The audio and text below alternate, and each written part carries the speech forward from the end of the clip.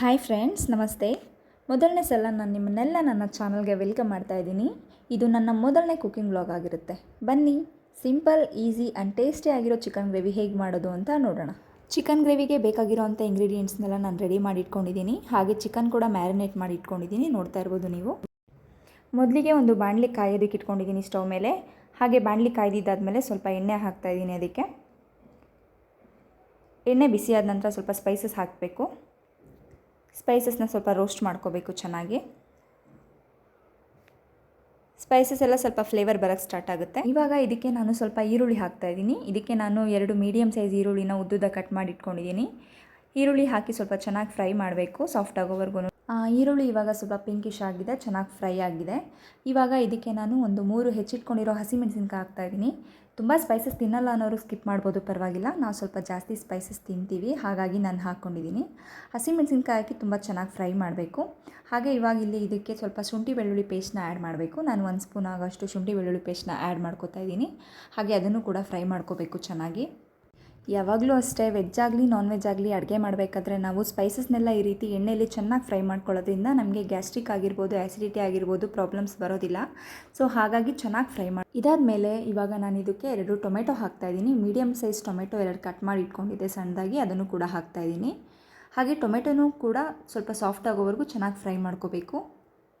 ಇವಾಗ ನಾನು ನಿಮಗೆ ತೋರಿಸ್ತಾ ಇರೋ ರೆಸಿಪಿ ತುಂಬ ಕ್ವಿಕ್ಕಾಗಿ ಮಾಡುವಂಥ ರೆಸಿಪಿ ಇದು. ನೀವು ತುಂಬ ಹೊಟ್ಟೆ ಹಸಿವಾಗಿದ್ದಾಗ ಅಥವಾ ಎಲ್ಲೋ ಹೋಗಬೇಕು, ಅರ್ಜೆಂಟ್ ಇದೆ ನನಗೆ ಅಂತ ಹೇಳಿದಾಗ ಯಾವಾಗ ಬೇಕಾದರೂ ಮಾಡ್ಕೊಂಡು ತಿನ್ಬೋದು. ಅರ್ಧ ಗಂಟೆಲಿ ರೆಡಿ ಆಗಿಬಿಡುತ್ತೆ ಚಿಕನ್ ಗ್ರೇವಿ ನಿಮಗೆ. ಸೊ ನಾನಿವಾಗ ಇದಕ್ಕೆ ಸ್ವಲ್ಪ ಪುದೀನ ಮತ್ತು ಕೊತ್ತಂಬರಿನ ಸಣ್ಣದಾಗಿ ಹೆಚ್ಚಿಟ್ಕೊಂಡಿದ್ದೆ, ಅದನ್ನು ಸಹ ಈಗಲೇ ಹಾಕಿ ಫ್ರೈ ಮಾಡ್ತಾಯಿದ್ದೀನಿ ನಾನು.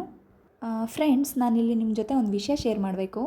ನನಗೆ ಈ ನಾನ್ ವೆಜ್ ಅಡುಗೆ ತಿನ್ನೋದಕ್ಕಿಂತ ಪ್ರಿಪೇರ್ ಮಾಡೋದಕ್ಕೆ ತುಂಬ ಇಷ್ಟ ಆಗುತ್ತೆ. ಹೊಸ ಹೊಸ ರೆಸಿಪೀಸ್ನ ಟ್ರೈ ಮಾಡೋದಕ್ಕೆ ಇಷ್ಟ ಆಗುತ್ತೆ. ನನಗೆ ಈ ಥರ ನಾನ್ ವೆಜ್ ಅಡುಗೆ ಮಾಡೋದಕ್ಕೆ ಹೇಳ್ಕೊಟ್ಟವ್ರೊಬ್ರು ಇದ್ದಾರೆ. ಯಾವಾಗಲಾದರೂ ಒಂದು ಸಲ ನನ್ನ ವ್ಲಾಗಲ್ಲಿ ನಾನು ನಿಮಗೆ ಅವ್ರನ್ನ ಇಂಟ್ರೊಡ್ಯೂಸ್ ಮಾಡಿಸ್ತೀನಿ. ಸೊ ಈಗ ಮಸಾಲೆ ಎಲ್ಲ ಫ್ರೈ ಆಗಿದೆ.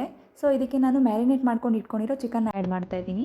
ಚಿಕನ್ ಮ್ಯಾರಿನೇಟ್ ಮಾಡೋದಕ್ಕೆ ನಾನಿಲ್ಲಿ ಸ್ವಲ್ಪ ಸಾಲ್ಟು, ಚಿಲ್ಲಿ ಪೌಡ್ರು, ಸ್ವಲ್ಪ ಮೊಸರು, ಹಾಗೆ ನಿಂಬೆಹಣ್ಣು ಮತ್ತು ಚೂರು ಜಿಂಜರ್ ಗಾರ್ಲಿಕ್ ಪೇಸ್ಟ್ನ ಆ್ಯಡ್ ಮಾಡ್ಕೊಂಡು ಮ್ಯಾರಿನೇಟ್ ಮಾಡ್ಕೊಂಡು ಇಟ್ಕೊಂಡಿದ್ದೆ. ಚೆನ್ನಾಗಿ ಮ್ಯಾರಿನೇಟ್ ಆಗಿದೆ. ಈಗ ಚಿಕನ್ ಆ್ಯಡ್ ಮಾಡಿ ಸ್ವಲ್ಪ ಫ್ರೈ ಮಾಡ್ಕೊಳ್ಳೋಣ. ಗೊತ್ತಾ ಫ್ರೆಂಡ್ಸ್, ಒಂದು ಸಲನೂ ನಾನು ಅಡುಗೆನೇ ಮಾಡಿಲ್ಲ ಅಥವಾ ನಾನ್ ವೆಜ್ ಐಟಮ್ ಟ್ರೈಯೇ ಮಾಡಿಲ್ಲ ಅನ್ನೋರು ತುಂಬ ಈಸಿಯಾಗಿ ಟ್ರೈ ಮಾಡಲೇಬಹುದಾದಂಥ ರೆಸಿಪಿ ಇದು. ಅಷ್ಟೇ ಈಸಿಯಾಗಿ ಮತ್ತು ಕ್ವಿಕ್ಕಾಗಿ ಆಗೋವಂಥ ರೆಸಿಪಿ. ಒಂದು ಸಲ ಟ್ರೈ ಮಾಡಿ. ಬಿಗಿನರ್ಸ್ಗಂತೂ ಇದು ತುಂಬ ಹೇಳಿ ಮಾಡಿಸಿದಂಥ ರೆಸಿಪಿ ಇದು.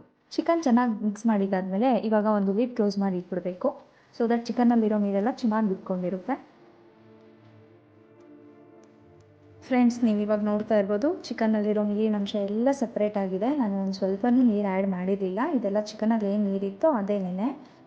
ಇವಾಗ ಏನು ಮಾಡಬೇಕು ಅಂದರೆ ಇನ್ನೊಂದು ಸಲ ಚೆನ್ನಾಗಿ ಮಿಕ್ಸ್ ಕೊಟ್ಕೊಂಡು ನಿಮಗೆ ಗ್ರೇವಿ ಎಷ್ಟು ಕ್ವಾಂಟಿಟಿಯಲ್ಲಿ ಬೇಕು ಅಂತ ನೋಡಿಕೊಂಡು ಅಷ್ಟು ನೀರು ಹಾಕ್ಕೋಬೇಕು ಇದಕ್ಕೆ. ಫ್ರೆಂಡ್ಸ್, ನಿಮ್ಗೆ ಇಲ್ಲಿ ಒಂದು ಸಣ್ಣ ಟಿಪ್ಸ್ ಏನಪ್ಪ ಅಂತ ಅಂದರೆ, ಇಂಗ್ರೀಡಿಯೆಂಟ್ಸ್ನ ನೀವು ಹೆಚ್ಚಿರೋದಾದರೂ ಹಾಕ್ಕೊಳ್ಳಿ ಅಥವಾ ರುಬ್ಬಿರೋದಾದರೂ ಹಾಕ್ಕೊಳ್ಳಿ. ಗ್ರೇವಿ ಅಥವಾ ಸಾಂಬಾರು ಮಾಡಬೇಕಾದ್ರೆ ಚಿಕನ್ನ 90% ಅಥವಾ 80% ನೀರಲ್ಲೇ ಕುಕ್ ಮಾಡ್ಕೊಳ್ಳಿ. ಕುಕ್ಕರ್ಗೆ ಹಾಕಿ ಮಾಡಬೇಕಾದ್ರೆ ಅದು ಸಪ್ರೇಟು. ಈ ಥರ ಓಪನ್ ಪ್ಯಾನಲ್ಲಿ ಅಥವಾ ಕಡಾಯಲ್ಲಿ, ಬಾಣಲೆಯಲ್ಲಿ ಮಾಡಬೇಕಾದ್ರೆ 80% ಚಿಕನ್ನ ಬರೀ ನೀರಲ್ಲೇ ಕುಕ್ ಮಾಡ್ಕೊಳ್ಳಿ ನೀವು.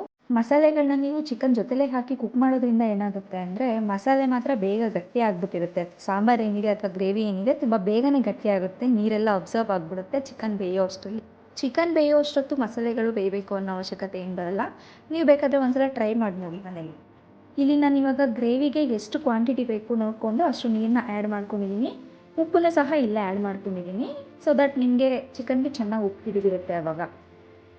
ಇವಾಗ ಅಲ್ಲಿ ಕ್ಲೋಸ್ ಮಾಡಿ ಏನೋ ಚೆನ್ನಾಗಿ ಬಾಯ್ಲ್ ಆಗೋದಕ್ಕೆ ಬಿಡಬೇಕು. ಚಿಕನ್ ಚೆನ್ನಾಗಿ ಬೇಯಬೇಕು. ಅದೇ ನಾನು ಹೇಳ್ದಂಗೆ 80% ಚಿಕನ್ ಕುಕ್ ಆಗಿರಬೇಕು. ಫ್ರೆಂಡ್ಸ್, ಇವಾಗ ಆಗಿದೆ ಇದು, ನೋಡ್ತಾ ಇರ್ಬೋದು ನೀವು. ಚಿಕನ್ ಚೆನ್ನಾಗಿ ಕುಕ್ ಆಗಿದೆ. ಈ ಟೈಮಲ್ಲಿ ನಾವು ಮಸಾಲೆಗಳನ್ನ ಆ್ಯಡ್ ಮಾಡಬೇಕು. ನೋಡ್ತಾ ಇರ್ಬೋದು ನೀವು, ನಾನು ಹಾಕಿರೋ ನೀರು ನನಗೆ ಎಷ್ಟು ಗ್ರೇವಿ ಬೇಕೋ ಅಷ್ಟು ಕ್ವಾಂಟಿಟಿಗೆ ಸಾಕಾಗಿದೆ. ಈಗ ನಾನು ಮತ್ತೆ ನೀರು ಆ್ಯಡ್ ಮಾಡಲ್ಲ. ಇವಾಗ ನಾನು ಇಲ್ಲಿ ಮಸಾಲೆಗಳನ್ನ ಆ್ಯಡ್ ಮಾಡ್ತೀನಿ. ಇದಕ್ಕೆ ಮಸಾಲೆಗೆ ನಾನು ಚಿಕನ್ ಮಸಾಲ ಹಾಗೂ ಗರಂ ಮಸಾಲ, ಧನಿಯಾ ಪುಡಿ, ಚಿಲ್ಲಿ ಪೌಡರ್ ಈ 4 ಎಷ್ಟು ಬೇಕೋ ಅಷ್ಟು ಎತ್ತಿಟ್ಕೊಂಡು ಹಾಕ್ಕೋತಾ ಇದ್ದೀನಿ ನಾನು ಇವಾಗ ಇಲ್ಲಿ. ಕ್ವಾಂಟಿಟಿ ಬಂದು ಚಿಕನ್ಗೆ ಎಷ್ಟು ಬೇಕಾಗುತ್ತೆ ಮಸಾಲೆ ಅಷ್ಟು ನಿಮಗೆ ಗೊತ್ತಾಗುತ್ತೆ. ನೋಡ್ಕೊಂಡು ನೀವು ಎಷ್ಟು ಕೆಜಿ ಚಿಕನ್ ಯೂಸ್ ಮಾಡ್ತಾ ಇದ್ದೀರಾ ಅಡುಗೆಗೆ ಅನ್ನೋದ್ರ ಮೇಲೆ ಡಿಪೆಂಡ್ ಆಗುತ್ತೆ. ನಾನು ಇಲ್ಲಿ ಹೇಳೋದಕ್ಕಾಗಲ್ಲ. ಅದಕ್ಕೆ ಎಷ್ಟು ಬೇಕು ಅಂತ ನೋಡ್ಕೊಂಡು ನೀವು ಆ್ಯಡ್ ಮಾಡ್ಕೋಬೋದು ಮಸಾಲೆಗಳನ್ನ. ಇದಾದಮೇಲೆ ಇನ್ನೊಂದು ಸಲ ಚೆನ್ನಾಗಿ ಮಿಕ್ಸ್ ಮಾಡಿಕೊಂಡು ಒಂದು 5 ಮಿನಿಟ್ಸ್ ಕುಕ್ ಆಗೋದಕ್ಕೆ ಬಿಡಬೇಕು. ಇವಾಗ ನಾನು ಈಗ ಸ್ವಲ್ಪ ಕೊತ್ತಂಬರಿ ಸೊಪ್ಪನ್ನು ಆ್ಯಡ್ ಮಾಡ್ತಾಯಿದ್ದೀನಿ. ಆಗಲೇ ಸ್ವಲ್ಪ ಕೊತ್ತಂಬರಿ ಸೊಪ್ಪನ್ನ ಎತ್ತಿಟ್ಕೊಂಡಿದ್ದೆ ನಾನು, ಕುದಿಯೋ ಟೈಮಲ್ಲಿ ಹಾಕೋಣ ಅಂತ ಹೇಳಿ. ಇವಾಗ ಲಿಡ್ ಕ್ಲೋಸ್ ಮಾಡಿ ಒಂದು 5 ಮಿನಿಟ್ಸ್ ಚೆನ್ನಾಗಿ ಕುಕ್ ಆಗೋದಕ್ಕೆ ಬಿಡಬೇಕು. ಇವಾಗ ಲಿಡ್ ಕ್ಲೋಸ್ ಮಾಡಿದ್ದೆ. ಫ್ರೆಂಡ್ಸ್, ಇವಾಗ ಲಿಡ್ ಓಪನ್ ಮಾಡ್ತಾಯಿದ್ದೀನಿ. ನೋಡ್ತಾ ಇರ್ಬೋದು ಗ್ರೇವಿ ಎಷ್ಟು ಚೆನ್ನಾಗಾಗಿದೆ ಅಂತ ಹೇಳಿ. ಅಂದ್ಕೊಂಡಿದ್ದಕ್ಕಿಂತ ತುಂಬ ಚೆನ್ನಾಗಾಗಿತ್ತು ಫ್ರೆಂಡ್ಸ್ ಗ್ರೇವಿ ಮಾತ್ರ. ನಾನಿಲ್ಲಿ ಗ್ರೇವಿ ಜೊತೆಗೆ ಮುದ್ದೆ ಮಾಡಿದ್ದೀನಿ. ನೀವು ಇದ್ರ ಜೊತೆಗೆ ಚಪಾತಿ, ದೋಸೆ ಅಥವಾ ಪರೋಟ ಯಾವುದನ್ನ ಬೇಕಾದರೂ ಕಾಂಬಿನೇಷನಾಗಿ ತೊಗೊಂಡು ತಿನ್ಬೋದು. ನೋಡ್ತಾ ಇರ್ಬೋದು ನೀವು ಎಷ್ಟು ಚೆನ್ನಾಗಿದೆ ಬಿಸಿ ಬಿಸಿ ಮುದ್ದೆ ಜೊತೆಗೆ ಚಿಕನ್ ಗ್ರೇವಿ. ಮಿಸ್ ಮಾಡದೆ ಈ ರೆಸಿಪಿನ ಒಂದ್ಸಲ ಮನೇಲಿ ಟ್ರೈ ಮಾಡಿ, ಟೇಸ್ಟ್ ಮಾಡಿ ಹೇಗಿದೆ ಅಂತ ಹೇಳಿ ಕಾಮೆಂಟ್ ಮಾಡಿ. ಆ್ಯಂಡ್ ಪ್ಲೀಸ್ ನನ್ನ ಚಾನಲ್ನ ಲೈಕ್, ಶೇರ್, ಸಬ್ಸ್ಕ್ರೈಬ್ ಮಾಡಿ.